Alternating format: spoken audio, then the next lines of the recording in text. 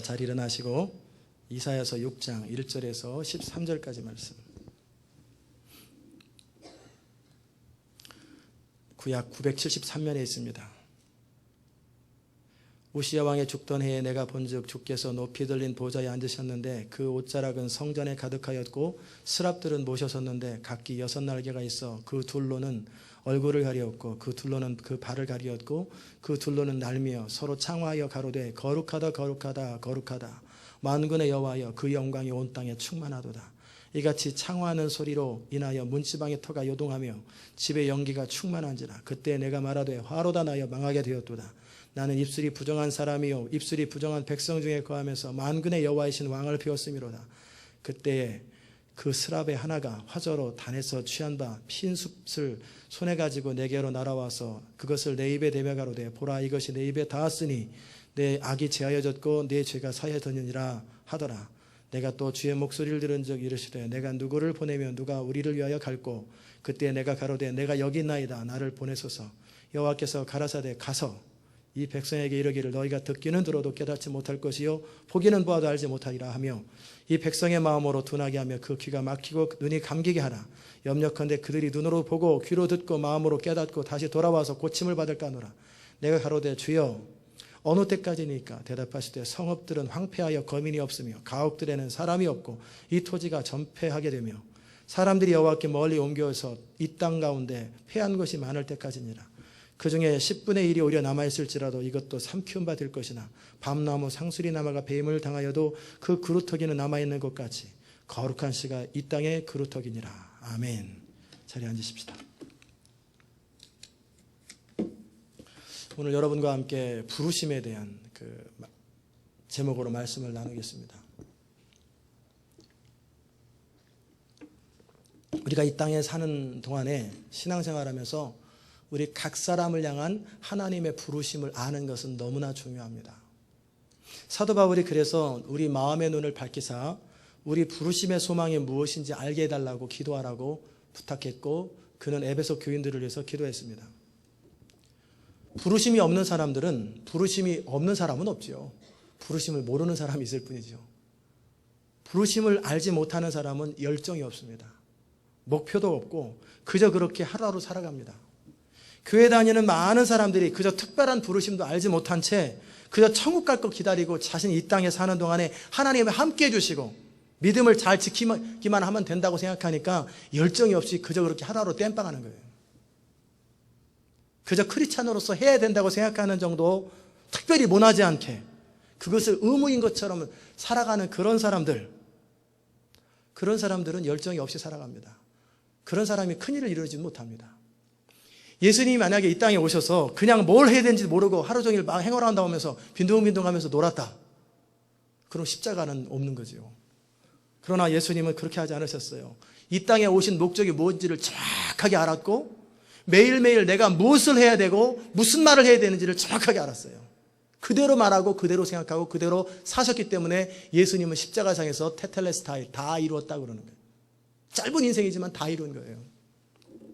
믿음으로 살아간다는 것은 우리 안에 거하시는 성령과 동행하면서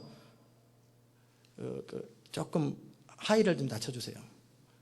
믿음으로 산다라고 하는 것은 우리 안에 거하시는 성령과 동행하면서 그분께서 우리를 통해서 하기 원하시는 것을 온전히 이루어드리는 것입니다. 따라서 합시다. 믿음으로 살아간다는 것은 우리 안에 거하시는 성령님과 동행하면서 그분께서 우리를 통해 하기 원하시는 모든 것을 온전히 이루어드리는 것입니다. 네, 그래요.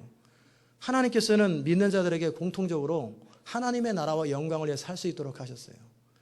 비전이 뭡니까? 제 비전은 하나님 나라와 영광 위해서입니다. 그거는 모든 믿는 자들이 다 똑같은 말을 하는 거예요. 그건 비전이 아닙니다. 이거는 방향이에요, 방향. 이걸 비전이라고 생각하면 이거 너무나 큰 오해입니다. 이건 모든 교회가, 모든 성도가 다 추구해야 될 방향이지, 이거 우리 교회 비전 아닙니다. 이거는 뭐냐면 우리 교회가 나가야 될, 모든 성도들이, 모든 교회가 나가야 될 방향을 저기다 기록해 놓은 것 뿐이에요. 그러면 구체적으로 하나님의 나라와 영광을 위해서 무엇을 할 것인가? 어떻게 하면 살 것인가? 그게 비전이에요. 그게 부르심이에요. 사도 바울은 자신이 이방인을 위해서 부르심을 받았다고 말했고, 베드로는 자기는 유대인의 사도라고 말을 했습니다.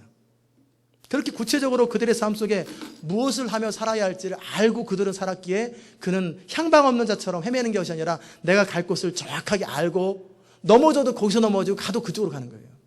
우리가 캘리포니아를 갈 적에, 뉴욕을 갈 적에 방향이 정확하고 중간에 쉬었다가 호텔에 사러 잤다가 가더라도 자고 나니까 딴 데로 가면 안 되잖아요. 그렇죠. 자고 나도 같은 방향으로 가야 돼요. 천천히 가도 같은 방향으로 가고 빨리 가도 같은 방향으로 가야 되는 거예요. 그것이 부르심입니다.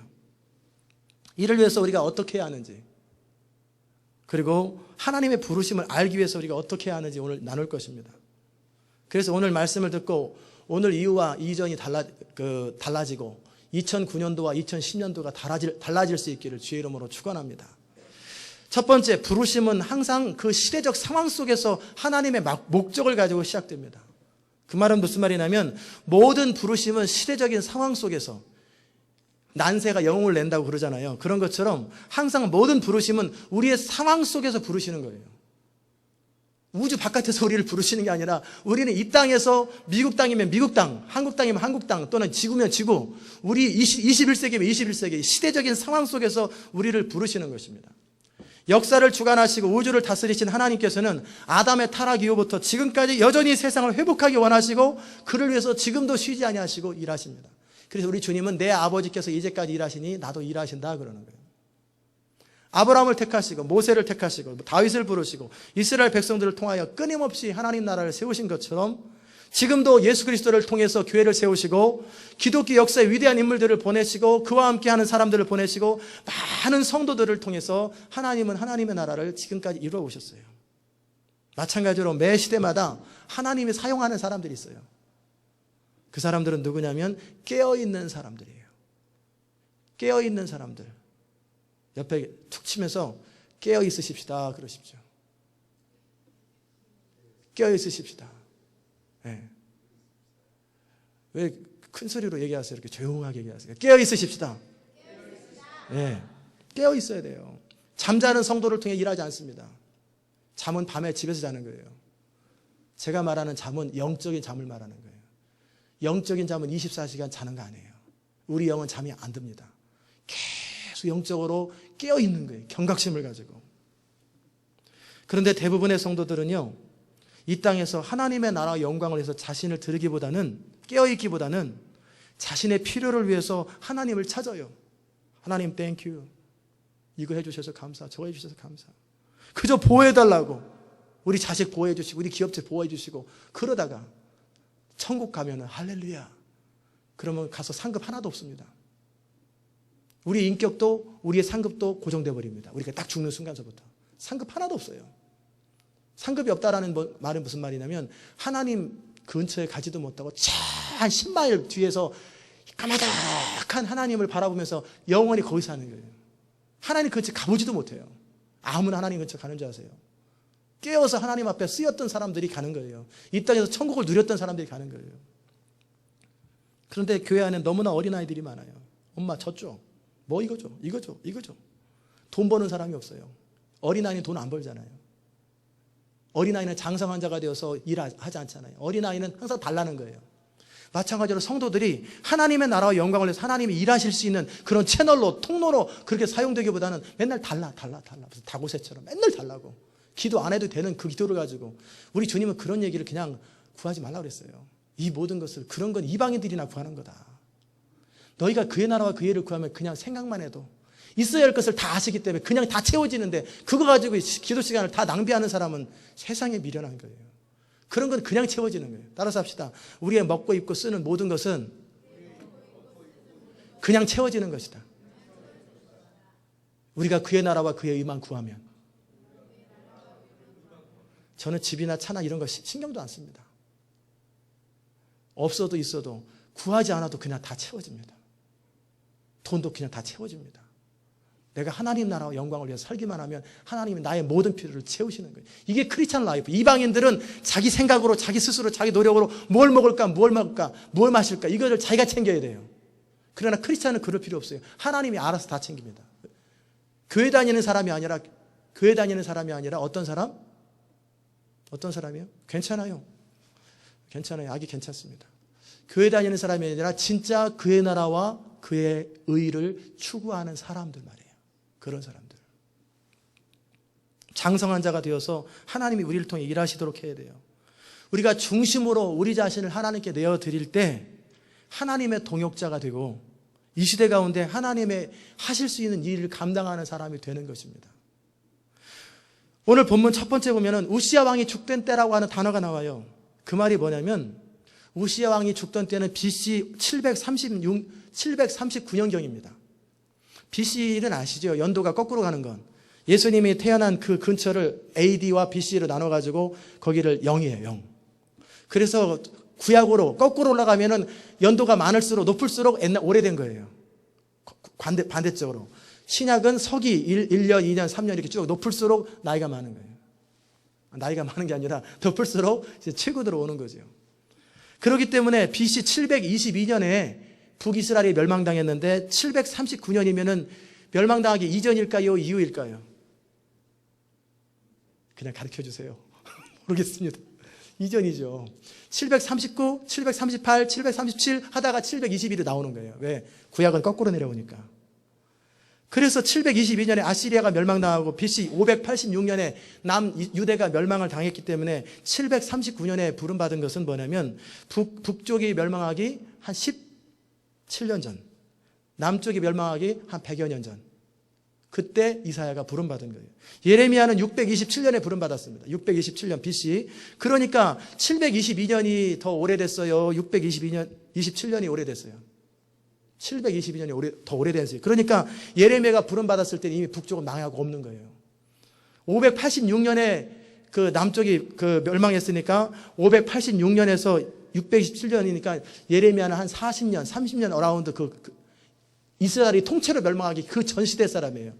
그때 마지막을 준비했던 사람이 예레미야. 에스겔은 593년에 부르심을 받았으니까 586년에서 망했으니까 남쪽이 약 7년 전에 망하기 7년 전에 부름받은 거예요. 선지자로. 그래서 망할 때까지 사역하고 망하고 나서 포로로 잡혀가면서도 사역하는 게 에스겔입니다. 에스라나 느헤미야는 포로로 잡혀가서 귀환할 때, 다니엘은 포로로 잡혀있는 동안에 다니엘이 했던 일은 뭐냐면 하늘의 문을 여는 거예요. 다니엘 당시에 하나님 나라를 선포했지만 예레미야의 예언서를 읽고 나서 70년 이제 바벨론 포로가 70년이 임박해졌네? 몇 년 안 남았네? 그러면서 예레미야가 금식하면서 21일 기도하면서 하늘의 문을 열어서 다니엘의 기도로 말미암아 고레스, 키루스, 역사의 키루스가 선포를 하고 포로로 귀환한 거예요. 다니엘은 그 문을 열었던 사람이에요. 매 시대 때마다 하나님은 하나님의 사람들을 통해 일하십니다. 이 시기는 마지막 시기입니다. 마지막 우리 주님이 오시기 마지막 직전이에요. 12시로 계산하면 12시가 딱 이 주님이 오시는 시간이라면 지금은 11시 55에서 57분 사이 그 정도 임박합니다. 그럼 어떤 분은 그럼 1분에 100년씩이에요? 아닙니다. 1분에 아마 10년이나 또는 5년이나 그거밖에 안 될 거예요. 그 정도 임박했다라는 거예요. 이 마지막 시대 때는 뭐냐면 그 어떤 시기보다 더 강력한 성령의 기름 부음과 능력이 쏟아지는 시대예요. 우리 시대는 다윗 시대 때, 예레미야 시대 때, 모세 시대 때는 비교 안 될 만큼 강력한 능력과 권능이 쏟아지는 시대예요. 지금도 간헐적으로 서론적으로 지금도 전 세계 구석구석에는요, 하이디 베이커 같은 사람은 초콜릿을 넣고 기도를 하는데 초콜릿이 500개로 늘어나요. 애들은 500명인데 초콜릿 하나밖에 없어요. 다 달라고 그러니까 어떻게 주여 도우소서 주님. 명했는지 기도했는지 모르겠는데 초콜릿이 500개로 쫙 늘어나가지고 한 사람씩 다 나눠주는 거예요. 어떤 사람은 죽은 자를 현장에서 명하면 살아나버려요. 앉은 병이 시체가. 그래서 17명을 일으키는 그런 일들이 전 세계에 지금 막 일어나요. 이건 서론이에요. 서론. 이제 임박합니다. 이제 몇 년 안 남았어요. 길어야 5년, 짧으면 2, 3년. 이제 더 본격 본론이 시작됩니다. 본론. 결론은 아니고 부흥의 본론이 막 시작되는 거예요. 그렇기 때문에 이 시기를 위해서 하나님께서 추수의 천사들을 예비하셨어요. 창세로부터. 이 천사들은요 강력한 천사들이에요. 능력도 강력하고 그리고 우리 안에 있는 견고한 진, 하나님을 대적하는 쓴뿌리들을 다 제거하시고 우리를 변화시키셔서, 변화의 천사들, 우리를 변화시키셔서 우리가 하나님의 코어가 되고, 우리는 불처럼 역사하고 천사들은 바람처럼 역사해서 불과 바람이 역사하면은요, 산을 다 태워버려요. 그런 강력한 시대가 곧 도래한다라는 거예요. 아멘? 무슨 전설의 고향 얘기하는 것처럼 막연하게 생각돼요. 저는 지금 현실을 얘기하고 있는데, 지난 200년 동안은요, 전 세계 거의 모든 나라에, 거의가 아니라 모든 나라에 복음이 전해졌습니다. 모든 나라, 200에서 260개 정도 나라가 있잖아요. 정확하게 몰라요. 그런데 종족, 트라이브, 종족별로는 13,000에서 15,000개의 종족이 남았는데 13,000개로 계산했을 때 예수님 때서부터 시작해서 300년 동안에는 지중해를 중심으로 한 지역에 복음이 전해졌어요. 예루살렘 근처에. 그리고 그때서부터 그 300년 그때서부터는 뭐냐면 본격적으로 콘스탄티누스 황제가 313년에 기독교를 공인하면서 로마와 유럽으로 퍼져가기 시작합니다. 그래서 1500년 동안에 유럽 전체가 복음화됐어요. 유럽 지역만. 유럽 다 합해야 미국보다 작죠. 어쨌든 유럽 지역에 복음이 선포된 거예요. 그 다음에 이제 지난 200년, 19세기, 20세기, 그러니까 1900년대, 1800년대 이 두 해에는 위대한 미션 에어리어예요. 미션의 시대예요. 그때는 뭐냐면 전 세계 모든 나라에 복음이 전달되고, 그러니까 복음이 이렇게 가다가 18세기, 19세기 윌리엄 캐리 20세기 때는 복음이 수직적으로 쫙 올라가 버립니다. 그리고 이제 조금 남았어요. 그리고 이제 13,000개 미 전도 트라이브적 종족 가운데 3,000개 정도만 복음이 아직 unreached, 도달하지 않은 종족만 남았어요. 이를 위해서 마지막 강력한 영적 전쟁이 시작됩니다. 사회학자인 사무엘 헌팅턴은 문명에 충돌해가지고 결국 기독교와 이슬람의 충돌을 얘기하고 있어요. 이 마지막 강력한 영적 충돌이 시작돼요. 사단은 자기의 시간이 얼마 남지 않은 줄 알아요. 복음서에서 하나님의 지극히 높은 하나님의 아들이시여 내 때가 아직 임하지 않은 걸 당신이 아는데 왜 나를 쫓아내시려 합니까? 합법적인 자기의 시간을 요청하잖아요. 마귀가. 그런 것처럼 아직 남아있어요. 그러나 이 남은 시간을 더 연장하려고 발버둥을 치는 거예요, 사단은. 그럼 어떻게 하겠어요? 성경의 원칙은 뭐냐면 모든 종족에게 복음의 깃발이 꽂히면 돼요. 전달되면 되는데, 그러면 철통같이 수비를 할 거 아니에요. 못 들어오게. 그런데 중요한 거는 복음이 리치드 되지 않은, 복음이 전달되지 않은 90% 에어리어가 다 어디냐면 지역이 무슬림권이에요. 무슬림권. 그러니까 어쩔 수 없이 무슬림을 뚫고 들어가지 못하면 불가능한 거예요. 그런데 무슬림을 거꾸로 역으로 다 자기들 미션을 선교하기 위해서 하루에 1억 불을 써요. 중동 16개 나라가 합쳐가지고 1억 달러를 매일매일 써요. 전 세계적으로. 그러나 기독교는 턱도 없이 복음을 헌금 안 합니다. 그런 일을 돈 안 써요. 그러니까 무슬림은 500배씩 성장합니다. 그런데 기독교는 매일 줄어들어요. 그래서 이 시대를 위해서 하나님께서 하신 일이 뭐냐면 강력한 성령의 불과 기름 부음을 허락하시는 거예요. 이것을 위해서 지난 적어도 100년에서 그 이상의 시간 동안에 많게는 예수님 때에서부터 지금까지 기도를 심어놨어요. 사람들에게. 하나님께서 기도를 하게 하셨어요. 그래서 우리가 역할은 뭐냐면 교회 역할은 그저 이민생활 위로하고 적당히 믿음 위해서 천국 가고 이런 교회는 없어져야 합니다. 이건 교회가 아니에요. 그런 교회는 변화되어야 돼요. 변화되어야 돼요. 선교에 관심 없는 교회. 지금 부인은 지금 3잡, 4잡, 5잡 5개 직업을 띄고 있는데 남편은 고스톱이나 지금 띵땅띵땅 이런 남편은 회개해야 돼요. 안 그러겠어요? 부인은 지금 그냥 아침부터 저녁까지 그냥 잠도 못 줄여가면서 일하고 있는데 남편은 고스톱이나 지금 술이나 마시고 띵땅띵땅띵땅 이런 남편은 회개해야 돼요. 마찬가지로 교회가 선교하지 아니하고 영적으로 깨어있지 않은 교회는 회개해야 돼요. 교회는 유람선이 아니에요. 지금 마지막 시대에 이제 많아야 15년, 20년, 30년 이 정도밖에 안 남았어요. 많이 잡아야. 이 마지막 시대를 가야 되는데 이때 영적 전쟁이 강력하게 몰려가는데 전쟁을 해야 되는데 그저 마치 수백 년 남은 것처럼 편안하게. 이거 그 목사님들이 책 좀 읽어야 돼요. 책 좀. 성경 좀 읽어야 돼요. 정신을 차려야 돼요. 저는 이 CD를 듣는 어떤 분이라 할지라도 정신을 차리기를 주의 이름으로 축원합니다. 우리 역할은 뭐냐면 이제 복음이 들어가지 않은 지역에 복음을 전하는 곳이고, 두 번째는 뭐냐면 복음이 들어갔는데 복음이 편만하지 아니하고 거꾸로 유럽처럼 90%에서 99%가 기독교가 됐는데 지금 1%가 기독교입니다. 거꾸로 유럽 전체가 전부 다 기독교에서 다 예수 믿으면 너 예수 믿어? 창피하게? 너 무당이냐? 우리가 옛날에 동네에서 무당집 이상하게 생각했잖아요. 예수 믿는 사람들을 유럽에서는 무당처럼 생각해요. 희한한 사람들. 그게 유럽의 분위기예요. 독일, 프랑스, 영국 전부 다 그래요. 그러니까 그 지역에 복음이 편만해지도록 그 일을 하는 거하고, 그 다음에 믿지 않는 자들이 주께로 돌아오는, 특별히 미 전도 종족에 있는 모든 영혼이 구원돼야 주님이 오시는 게 아니라 복음이 전달되면 오는 거예요. 복음이 어느 정도 전달되면. 쉽게 말씀드리면 65억의 인구 가운데 유럽, 중남미, 북미, 미주, 아시아, 오스트리아, 아프리카에 대부분 복음이 다 들어갔습니다. 그러게 그 지역에서 해야 할 일은 뭐냐면 복음이 편만해서 이 땅에 있는 사람들이 복음은 들어갔는데 깃발은 꽂았는데 다 지옥 가면 골치 아프잖아요.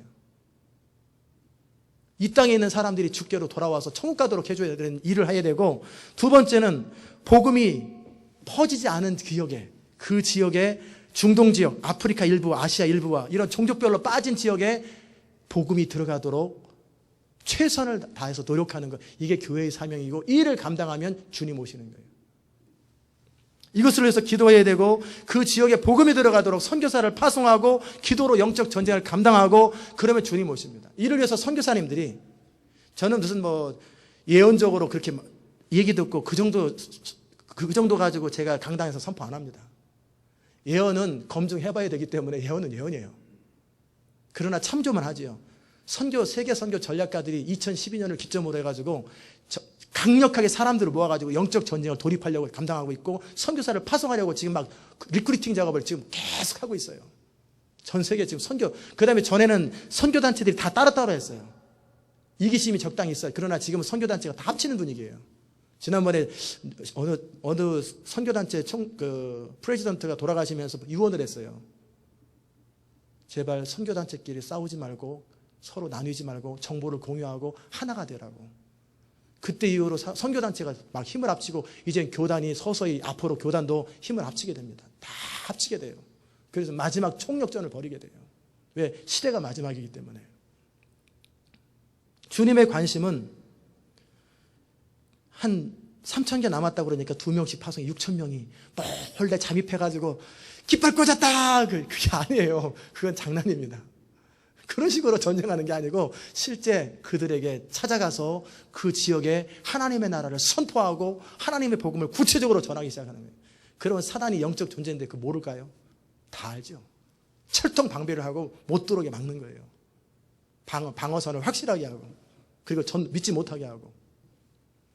그럴 때 우리가 해야 할 전도 전략은 뭐냐면, 미 전도 종족을 위해서 그들에게 복음이 들어가도록 기도해야 하고, 그 다음에 선교사를 파송하고 후원하는 일이요. 그리고 선교사를 후원할 때 그들의 자녀에 대한, 죽을지도 모르니까 자녀에 대한 책임까지 져주는 거예요. 교회가. 그래서 마음껏 선교하도록 해주는 그 일을 첫 번째 해야 되고요. 두 번째는 뭐냐면, 복음이 들어간 지역에, 이 미국인 미국, 상당수가 믿지 않고 있을 때 그 지역에 편만하게 복음이 전해지도록 하고, 그리고 그 복음이 들어간 지역을 전략화시켜서 이 사람들과 자원을 통해서 미 전도 종족에 그 일들을 파송하는 그 일을 해야 될 것, 그게 교회가 해야 될 일이에요. 아멘이십니까? 그게 깨어있어서 마지막 시대 때 하나님이 이걸 원하시는 거예요. 사도 바울 시대 때는 사도 바울이 그저 어느 지역이라도 가가지고 교회만 세우면 됐어요. 그 교회가 편만해지는 거 사도 바울의 부르심 그거 아니에요. 그냥 교회를 세우고 어느 정도 리더를 세우고 그 다음 이게 사도 바울의 부르심이 때 그 일을 할 때 기름 부음이 했어요. 베드로는 베드로의 사역을 할 때 기름 부음이 임합니다. 유대인들에게 깨우는 거. 그래서 원래 전통적인 유대인들이 예수께로 돌아오는 그 역할을 하다 죽은 거예요. 베드로는. 마찬가지로 하나님의 성령의 기름 부으심은 뭐냐면, 강력한 하나님의 기름 부으심은 하나님이 매 시대 때마다 매 사람마다 하기 원하시는 그 일을 할 때 기름 부음이 그때 임하는 거예요. 기름 부음을 달라고 아무리 여러분 10년 동안 기도해 보십시오. 기름 부음 임하지 않습니다. 하나님이 원하시는 그 일을 액션을 취하고 그것을 넣고 기도해야 돼요. 기도의 영을 달라고 하면서 기도 안 하는 사람이 기도의 영을 달라고, 기도의 영을 받으면 기도하겠다, 거짓말하지 마세요. 아니에요. 기도를 하는 과정 속에 기도의 영이 임하는 거예요. 예배는 예배를 드리는 과정 속에 예배의 영이 임하는 거예요. 전도는 전도를 하는 과정 속에 전도의 영이 임하는 거예요. 권능은 여호와의 신이 내게 임하였으니 이는 가난한 자에게 복음을 전할 때예요. 홈리스들에게, 또 가난한 자들에게, 포로된 자에게, 눌린 자들에게, 눈먼 자들에게, 뭔가 이렇게 인생에 문제가 있는 자들을 구체적으로 만나고 그들에게 사역을 하기 시작할 때 그때 능력이 임하는 거예요. 여기 기도한다고 능력 임하지 않아요. 능력 임하면 가겠다? 아니에요. 이미 성령은 오순절 때, 오순절이라면 가능해요. 오순절 때는 성령이 임하기 전에 가지 말라 그랬어요. 그러나 이미 성령은 우리에게 주어졌어요. 그렇기 때문에 우리가 액션을 취하고 기도하면서 어느 정도 준비됐을 때 액션을 취하고 나가는 과정 속에 기름 부음이 임하는 것입니다. 아멘. 라이나드 본키라고 아프리카 사역 이리오피아에서 강력하게 많이 모였던 200만, 2밀리언 피플 모이는 그 본키가 목사님이 뭐라고 그러냐면, 작년에 시카고 한인 선교센터에서, 한인 선교대회에서 사람들이 한 3,000명이 모였어요. 선교사님들이. 저도 갔었는데, 그때 사람들이 자꾸 나한테 기름 부음을 달라고, 기름 부음을 부어달라고 기도하더래요. 해달래요. 그래서 이분이 뭐라 그러냐면, 공개적으로 그러는 거예요. 나 기도 안 합니다. 본인의 기름 부음하고 나의 기름 부음이 같지도 않은데 기름 부음을 달라고 하고, 두 번째는 현장에서 뛰지도 않으면서 전도의 기름 부음을 달라고. 나는 전도하다가 기름 부음이 임했는데 전도하지도 않으면서 기름 부음을 달라고, 이 말도 안 되는 기도를 해달라고. 그런 사람들 난 절대 기도 안 합니다. 내가 기도해도 효과도 없고 해봐야 소용도 없는 걸 내가 알기 때문입니다. 진짜 그러셨어요. 그런데 재미난 일이 있었어요. 저한테는 안수 기도를 2번이나 하더라고요. 왜 그런지 아세요? 친척이 아니에요. 시카고 한인 선교센터에서 기도를 하고 있는데 맨 앞줄에서, 그날따라 마지막 날에 자리가 없어가지고 왔다 갔다 하다가 맨 앞에 그 강단 바로 앞에 거기 있었어요. 거기 있다가 손 들고 기도하라고 그래서 막 손 들고 하는데 막 성령의 기름이 막 임하면서 막 손이 막 흔들리더라고요. 막 이러니까 그분이 뭐를 영적으로 캐치를 했는지 저한테 이만한 손톱 같은 손을 가지고 막 기도하다가 한 바퀴 돌고 또 한 번 막 기도하더라고요. 그래서 기도 안 한다고 그랬는데 왜 나한테 기도하지? 그런데 어쨌든 이게 누구냐? 이렇게. 그분이 그러고 있더라고요. 어쨌든 그분에게 해당되는 기름 부음 가운데 저랑 연결되는 게 있으면 전달됐겠죠. 제 방에다 저에게 기름 부음 가운데 선교 전략과 예배센터 뭐 이런 여러 가지 있지만, 그 가운데 하나가 뭐냐면 도시, 거리 전도예요. 강력한 사람들이 모여서 거리에서 복음을 선포하는 것. 제 마지막 소원은 길거리에서 죽는 겁니다. 전 병원에서 편안하게 죽을 생각 없어요. 길거리에서 마지막 복음 전하다가 죽는 게 제 소원입니다. 그래서 아마 연결한 것 같아요. 무슨 말이냐면, 기름 부음은 내가 하나님의 뜻 가운데 있을 때 하나님의 뜻을 행하는 그 현장에서 임하는 거예요. 거기서 임하는 거예요. 아멘? 그러십시오. 아담의 타락한 이후에 이 세상을 다스리고 정복하는 권세가 아담에게 있었는데 그것을 사단에게 빼앗겼지요. 우리 다 이미 배워서 알아요. 우리 주님 다시 오셔서 그것을 다시 회복하세요. 사단을 지옥에 보내시기까지. 그러나 여전히 믿지 않는 자들 가운데 사단은 역사합니다. 그래서 사단을 여전히 이 세상 신이라 부르는 거예요. 지금 전 세계에 믿지 않는 자들이 많아요? 믿는 자들이 많아요? 적어도 거듭난 크리스찬들을 계산을 하면은 64억의 사람들은 믿지 않습니다. 1억 정도의 사람이 믿습니다. 그냥 교회 다니는 사람으로 계산하면 한 5억 정도가 교회를 다니고 60억이 교회를 안 다니거나 1년에 한두 번 다닙니다. 그러면 믿지 않는 자들 속에 역사하는 사단의 파워가 더 세지겠어요? 아니면 믿는 자들 통해서 역사하시는 것이 더 강하겠어요? 숫자적으로는 믿지 않는 자들이 훨씬 강하단 말이에요. 예수님은 십자가에서 뭐를 하셨냐면 사단의 머리를 부셨어요. 사단은 발꿈치를 밟았지만, 그렇기 때문에 사단은 근본적으로 패했어요. 그럼에도 이 땅에 여전히 존재하여서 믿지 않는 자들을 혼미케 하고 속여가지고 그들을 통해서 역사한단 말이에요. 그들을 통해서. 엄밀히 말하면 십자가로 말미암아 이 세상을 다스리는 권한은 이미 교회에게 주어졌는데 불구하고 교회가 그걸 알지 못하고 그 일을 활용하지 못할 때 여전히 이 세상 가운데는 이 교회 안에서만 하나님의 나라가 이루어져요. 세상은 여전히 사단의 나라예요. 그럴 때 교회가 이제 모이는 교회와 함께 흩어지는 교회가 되어서 이 세상에서 하나님 나라를 선포할 때 세상이 주께로 돌아오고 세상 가운데 하나님 나라가 확장되는 거예요. 그게 우리를 향한 부르심이에요. 그런데 믿는 자들이 믿음을 제대로 발휘하지 못하고 여전히 믿는 자보다 믿지 않는 자들 숫자가 훨씬 더 많고 좋은 위치, 모든 대통령이나 중요한 위치 다 차지하고 있어요. 믿지 않는 자들이. 그러니 힘을 못 쓰는 거예요. 그렇기 때문에 하나님 뜻대로 세상이 다스려지지 않습니다. 그러므로 우리가 깨어서 하나님의 나라를 위해서 살아야 함과 동시에 우리에게 허락된 권세가 무엇인지 그 권세를 가지고 살아가는 것이 너무나 필요하다는 거예요. 그럴 때 세상이 주께로 돌아와요. 이 세상을 회복하는 것은 믿는 자가 자신의 권세를 바르게 사용하고 성령의 인도하심을 따라 기도하면서 그럴 때 하나님의 권능이 풀어지고 하나님의 돕는 천사들이 협조하면서 이 땅을 놀랍게 회복시키고 변화시킬 수 있는 거예요. 우리의 부르심은 이사야나 예레미야나 다니엘의 부르심과 너무나 다릅니다.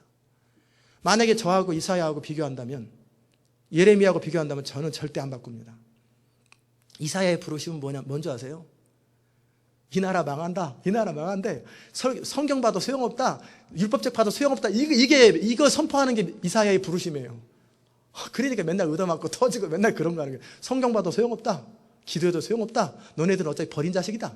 너네 망했다. 이거 선포하러 다니라는 거예요. 그러나 남은 자가 있긴 있을 텐데 누군지 모르지만 깨어 있어라. 그게 이사야의 부르심이에요. 그러나 저의 부르심, 여러분의 부르심, 마지막에 부르심은 뭐냐면 하나님의 영광을 선포하고 하나님의 부흥을 선포하고 열방 가운데 하나님의 권능을 나타내는 게 21세기 마지막의 부르심이에요. 그럼 뭐가 좋겠습니까? 당연히 지금의 부르심이 훨씬 좋고 예수님 이후기 때문에 훨씬 좋은 거예요. 더더욱이 지금 마지막이기 때문에 전략적으로 하나님께서 초수의 천사들을 풀어놓으시고 하나님의 권능을 풀어놓으시는 시기가 우리의 시대입니다. 여러분이 곧 보게 될 거예요. 그것을 위해서 우리의 생명을 드리고 시간을 드리고 물질을 드리고 모든 걸 내어드릴 때 주님은 우리를 통해 일하시는 것입니다. 아멘이십니까? 두 번째 부르심의 중요한 부분이 뭐냐면 하나님의 부르심에 대해서 인간이 반응할 때 하나님의 부르심은 시작되는 거예요. 부르심은 강제로 주어지지 않습니다. 이사야가 하나님의 임재를 환상 가운데 봤어요. 너무나 두렵고 떨림으로 회개도 하고 그랬지만 거기서 중요한 것은 하나님의 음성입니다. 내가 누구를 보내면 누가 나를 위하여 갈꼬 이렇게 부르실 때 죄요. 그렇다면 어떻게 해요? 이사야는 그만인 거예요. 주여 나를 보내소서. 내가 여기 있나이다. 나를 보내소서. 그러면서 헌신했단 말이에요. 여러분이 앞에 다 나와서 기도하는 것처럼. 부르심은 이렇게 시작되는 거예요. 하나님의 부르심 앞에 우리 응답이 있을 때 부르심이 시작되고 하나님이 일하기 시작하는 거예요. 그러면 부르심 전에 무슨 일이 있습니까? 우리를 정결하게 하는 작업이 있습니다. 하나님의 임재 가운데서 이사야는 자신의 모습을 보게 되고 화로다 나여 망하게 되었도다 안타까움으로 부르짖을 때 하나님이 천사를 통해 숯불에서 제단 숯불에서 이 제단 숯불이 뭐냐면 제단 숯불 하면은 즉시 무슨 고기 구워 먹는 차콜 이런 생각 이게 아니고 번제단에서 짐승을 잡아 죽이고 그 숯불을 말하는 거예요. 그래서 예수님의 보혈을 상징하고 예수님의 십자가를 상징하는 거예요. 그것을 그 입술에 딱 댐과 동시에 너하고 상관없이 너는 치료됐고 해결되고 고침받았다 그러는 거예요. 그리고 이 이사야가 하나님을 알게 되니까 만나게 되니까 자기가 누군지를 알게 되는 거예요.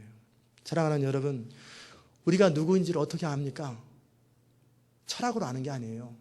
우리는 하나님을 만날 때 성령을 통해서 하나님을 만나고 나면 내가 누구인지 지식이 아니라 내 영으로 내 마음으로 알게 됩니다. 내가 누구구나.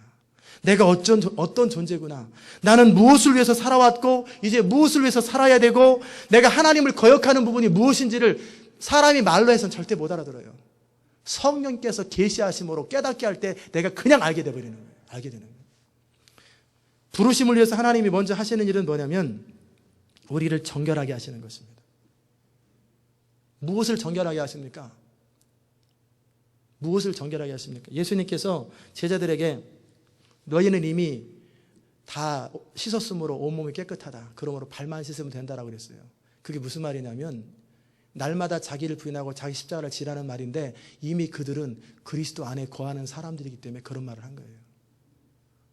정결케 하는 작업의 첫 번째가 뭐냐면 인생의 목적이 잘못된 사람들, 부르심을 위해서 먼저 우리 인생의 목적이 하나님의 뜻 가운데 방향이 방향이 바뀌어야 되는 이게 첫 번째 정결 작업이에요. 이게 안 되면은 딴 데 가봐야 아무 소용이 없어요. 여전히 자신을 위해 살아가며 하나님의 도우심으로 편안함을 추구하는 사람들에게는 부르심이 임하지도 않고 역사가 임하지도 않습니다.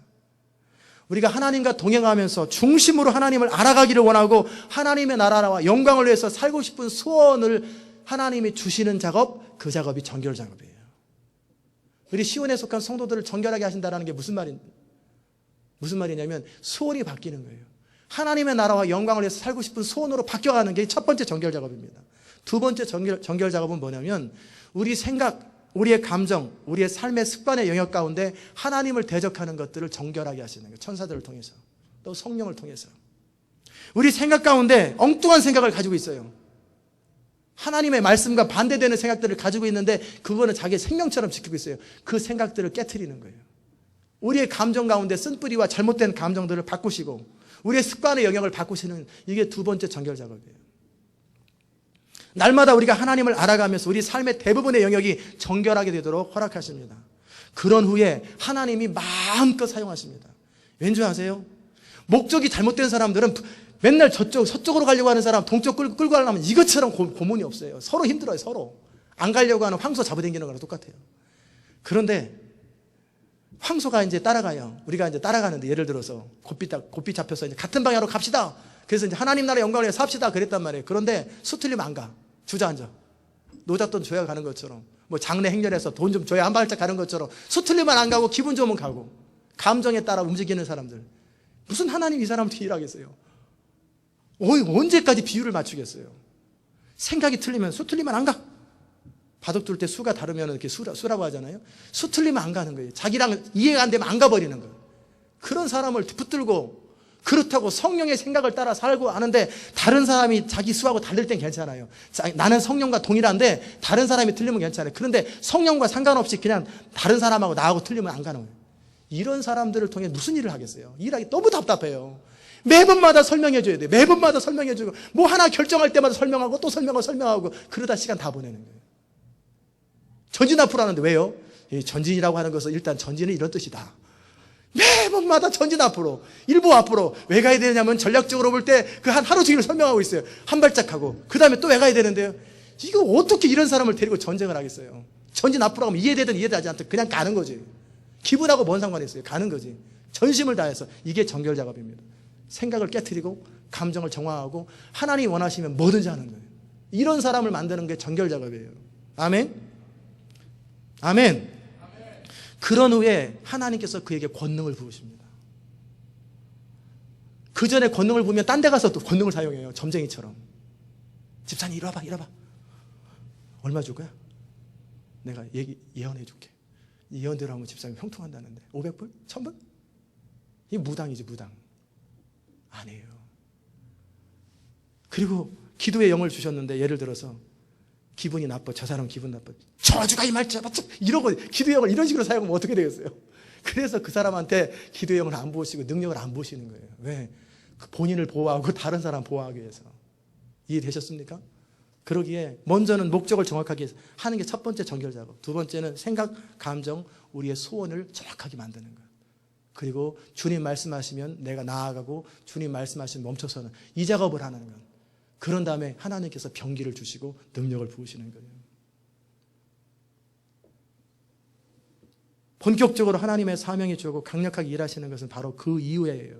물론 그 이전에도 부르심을 알게 하십니다. 어떤 사람에 따라서 그런 완전히 정결 작업이 되지 않은 상태에서도요, 희미하게 알게 됩니다. 나는 뭔가를 이쪽 방향으로. 그러나 그런 사람들은 일단은 부르심을 주지만 자세하고 디테일하고 능력은 임하지 않아요. 부르심을 따라 가는 과정 속에 계속 다듬어지면서 어느 정도 다 다듬어지고 나면 그때 능력이 임하는 거예요. 그러기에 우리가 해야 될 일이 뭐냐면 날마다 되는 대로 살지 말고 깨어서 살고 하나님을 위해서 최선을 다해서 날마다 거룩함을 추구하고 정결함을 추구하며 거룩 이게 아니라 나의 생각, 감정, 내 동기의 거룩함, 내가 뭐를 원하는가, 동기의 거룩함, 그리고 목적은 정확하게 하나님 나라 영광. 하나님이 사용하실 수 있는 사람이 될 때 그때는 마지막 때잖아요. 이제 지금은 그런 사람에게 권능을 부어주시면 어떤 사람은요 병원문에 손원제 병원에 있는 사람 통째로 나요. 그런 일이 있을 수 있어요. 홈리스 사역을 하다가 예를 들어서 기도하는데 안진뱅이가 나요. 그러면 사람들 몰려오지요. 그러면 CNN 방송이 쫙 되면은 예수 이름으로 주께로 돌아올지어다. 그러면 수천 명이 한 번에 모이고 수만 명이 한 번에 모여요. 그러면 큰 파악에서 공연하는 집회를 하는 거예요. 그렇게 일주일 사이에 확 바뀌어버릴 수 있어요. 그 정도로 권능이 임하면 그렇게 돼요. 그러나 권능이 임하기 전에 정결 작업부터 해야죠. 정결 작업부터 해야지. 이해되셨죠? 부르심은 이렇게 우리의 반응이 필요합니다. 하나님의 부르심 앞에 내가 적극적으로 반응해야 돼요. 마지못해 끌려다니지 마시고 적극적으로 반응을 하셔야 돼요. 그럴 때 우리를 통해 하나님이 강력하게 일하십니다. 그런 사람이 사업에 부르심이 있으면 사업에 재물운동이 생기면 이전에 기껏 노력해도 10,000불 한 달에 집에 못 가져왔다 이제는 1,000,000불씩 1,000,000불씩 가져가요. 그 가운데 10,000불이나 20,000불만 쓰고 나머지는 헌금하라는 얘기예요. 그 1,000,000불 다 쓰지 말고. 그래서 강력하게 사업에 기름 부음이 보면 재물 얻을 능이 생기는 거예요. 각 사람마다 사역마다 하나님의 권능이 임하는 거예요. 마지막 세 번째로 부르심은 하나님의 뜻을 그대로 이루는 것입니다. 부르심이 주어질 때 주의할 것은 뭐냐면 우리가 하나님을 위해서 살아가는 존재일 뿐 아니라 하나님께서 우리를 통해서 일하시는 존재가 된다는 것이죠. 우리가 하나님께 헌신하고 하나님을 위해서 살아가는 거 중요합니다. 그러나 그보다 더 중요한 건 뭐냐면 하나님께서 나를 통해서 일하시고 나를 통해서 성령이 일하시는 사람이 되는 거예요. 누구나 거듭난 사람, 누구나 교회 다니는 사람은 하나님을 위해서 일하고 싶어 하죠. 누구나 다 조금씩은. 그러니까 봉사도 하고 이것도 하고 밥도 하고 뭐 다 하는 거 아니에요. 그러나 그보다 더 중요한 것은 성령께서 나를 통해 뭘 하기 원하시는지 그분이 나를 통해 일하시도록 나를 내어드리는 이것이 돼야 되는 거예요. 이런 감각이 생겨야 되는 거예요. 성령과 동행하는 삶이라는 것은 뭐냐면 성령께서 우리 삶의 모든 영역의 주인 되시도록 우리가 우리 삶을 내어드리고 주님 뜻대로 순종하며 살아가는 삶을 신앙생활이요 성령이 이끄시는 삶이라고 그래요. 그저 주를 위해서 최선을 다하는 게 아니에요. 그것은 초보 단계예요. 그 다음 단계 성령이 나를 통해서 일하시도록 내가 의지를 내어드리고 내가 주님 앞에 날마다 소원할 때 그분이 나를 통해 일하시는 거예요. 이거 해라 저렇게 해라 이렇게 해라 저렇게 해라. 그러면 그대로 할 때 기름 부음이 그때 임하는 거예요. 능력이 그때 임하는 거예요. 이사야의 사명은 뭐였냐면 너희는 보기는 보아도 보지 못하고 듣기는 들어도 듣지 못하고 즉 이스라엘 백성들은 스스로 율법책을 갖고 있다 할지라 하나님의 백성이라고 자부하지만 망할 거라 이거 선포하라는 거예요. 왜? 하나님께서 그들에게 부드러운 마음을 주지 아니하시고 내버려 둘 것이라. 그들은 하나님을 거역한 자들이요 하나님의 부르심과 목적을 놓친 자들이요 놓치기만 한 게 아니라 철저하게 무시하고 짓밟아버린 사람들이에요. 이스라엘 백성들이. 그렇기 때문에 그들을 버리시겠다라는 거예요. 남은 자들 그루터기만 남겨놓고 다 버리시겠다라는 거예요. 10분의 9가 죽어도 여전히 더 심판하시겠다라는 거예요. 그래서 1%나 2%만 남기도록. 그게 이스라엘을 향해서 이사야를 통해서 선포하는 메시지예요. 부르심은 뭐냐면 이사야는 그걸 선포하러 다니는 거예요. 날마다. 부르심은 내가 무언가 하나님을 위해서 하는 것이 아니라 하나님께서 나를 통해 하기 원하시는 그 일을 이루어드리는 거예요. 그래서 심판을 선포하라 그러면 심판을 선포하는 거예요. 축복을 선포하라 그러면 축복을 선포하고 병자가 있을 때 그냥 지나가라 그러면 그냥 지나가는 거예요. 인정으로 하면 그 사람 망합니다. 고쳐라 그러면 고치고 주님이 명하시는 그것만 하는 것 그것의 부르심과 함께 사는 거예요. 하나님의 나라는 정으로 하는 거 아니에요. 하나님의 뜻으로 하는 거예요. 부르심은 철저하게 부르신 하나님의 뜻을 이루는 것이 그것을 위해서 필요한 게 있는데 그게 뭐냐면 하나님과 교제하는 법을 알아야 돼요. 기도의 대부분의 시간을 교제하는 거예요. 두 번째는 하나님과 동행하는 법을 아셔야 돼요. 그 다음에 세 번째는 하나님의 음성을 듣는 법을 알아야 돼요. 지금 아시아 가서 미역 사오라는 얘기인지 짬뽕을 사오라는 얘기인지 몰라. 그러니까 뭐 그냥 순두부나 사와. 그러면 나 지금 3일 내내 순두부만 먹었는데 모든 성도들이 나 그냥 뭐 시키려고 하면 미리 가가지고 순두부만 사와.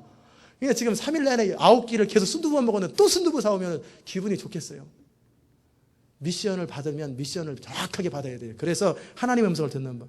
그냥 듣고 나서 순종하는 법을 배워야 되고 성경이 뭘 말하는지 하나님이 뭘 원하시는지 그래서 그 모든 일들이 영 안에서 이루어지기 때문에 영에 속한 사람이 되는 걸 배우는 거예요. 그 모든 일은 혼으로 이루어지는 거 생각으로 이루어지는 게 아니에요. 영으로 이루어지는 거예요. 그래서 날마다 자기를 준비해야 돼요. 그럴 때 우리는 하나님의 부르심을 따라 살아가는 거예요. 그저 막연하게 교회 다니면서 복받아 자식 잘 되고 할렐루야. 지성의 수준 안에서 뭐 깨닫고 양심의 수준 안에서 도덕적으로 그런 이야기 그건 아주 베이직 중에 베이직이에요. 가장 기본이에요. 그거 가지고는 구구단 하나 배운다고 무슨 저기 제너럴 일렉트릭 컴퍼니 일할 수 있을 것 같아요. 나 매스 잘합니다. 뭔데 2 더하기 2 2, 3은 6 2, 4, 8 2, 5, 8 이러면 안 되죠. 구구단 하나 아는 게 그거밖에 없어요. 그러면 안 되지요. 확률도 알아야 되고 미분도 알아야 되고 적분도 알아야 되고 모든 걸 다 알고 거기에 인사관리 능력 다 갖춰야 그런 데서 일하지 기본만 가지고는 안 돼요. 그러기에 영적으로 장성한 자의 수준이 되는 것입니다. 말씀을 마무리합니다. 이 시대는 참으로 중요합니다. 계속해서 하나님은 이 시대를 준비하고 계시고 깨어있는 사람들을 준비하고 계시고 예언하시고 마지막 때 쓰임받을 사람들을 지금 준비하고 계세요. 제가 도시들을 방문하여 기도하고 선포했잖아요. 그래서 현관에 붙여놨잖아요. 어떤 사람은 그냥 그걸 상징적으로 이렇게 왠지 이렇게 폼나잖아요. 이렇게 거기 뭔 상징적으로 하는 줄 알아요. 저는 전략적으로 지금 해야 될 것을 지금 하고 있는 중이에요. 제가 성령을 따라 하는 일들 가운데 몇 가지 여러분이 알고 있는 일들이 있을 거예요. 첫째는 사람을 세우는 일을 하고 있어요. 왜? 그 한 사람이 1000명보다 낫기 때문에 그래요. 저는요, 제가 1000명보다 10사람을 택한다고 그랬잖아요. 깨어있는 하나님의 사람 10사람을 위해서라면 1000명을 포기할 수 있다고 그랬잖아요.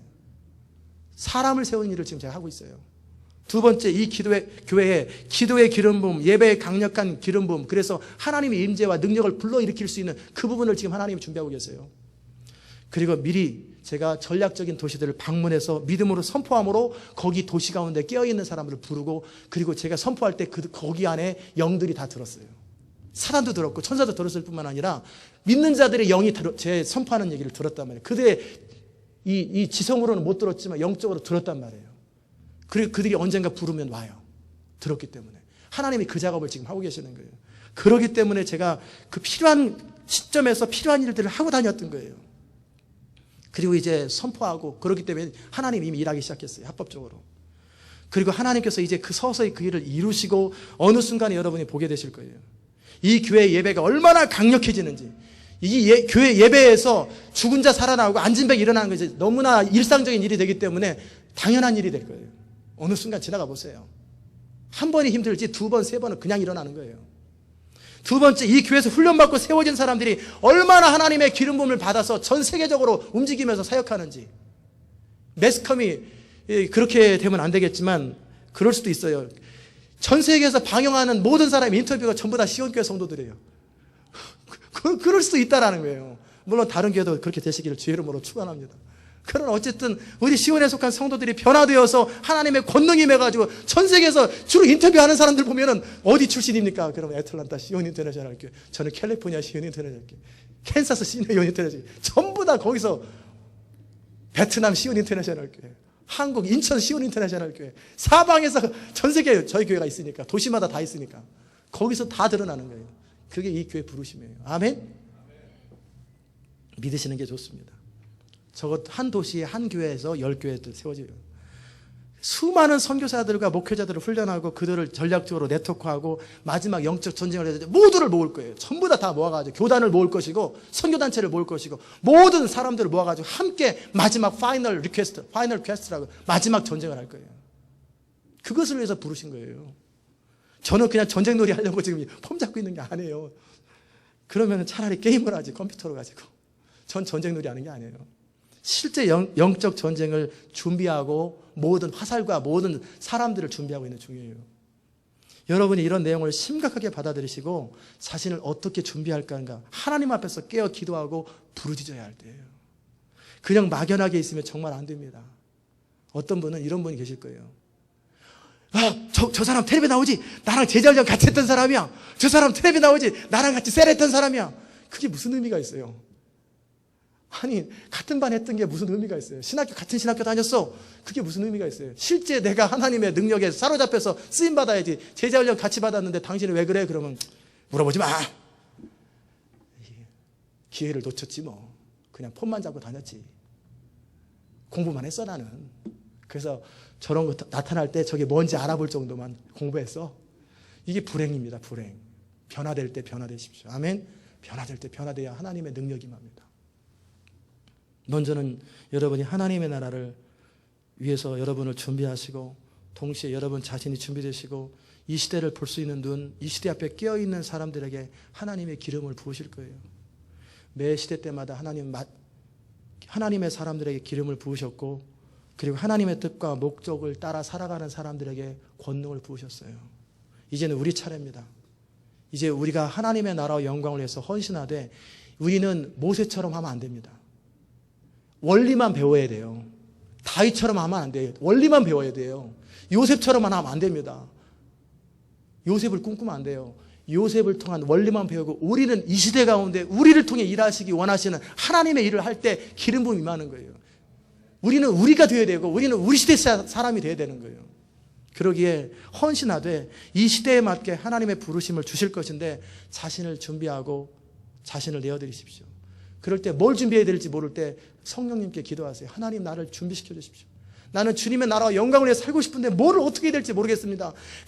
간절히 추구하면은요, 하나님께서 길을 여시고 눈이 열리고 성경을 통해, 책을 통해서, 설교를 통해 다 하나님은 사모하는 자들에게 다 보여주시고 나타나게 돼 있어요.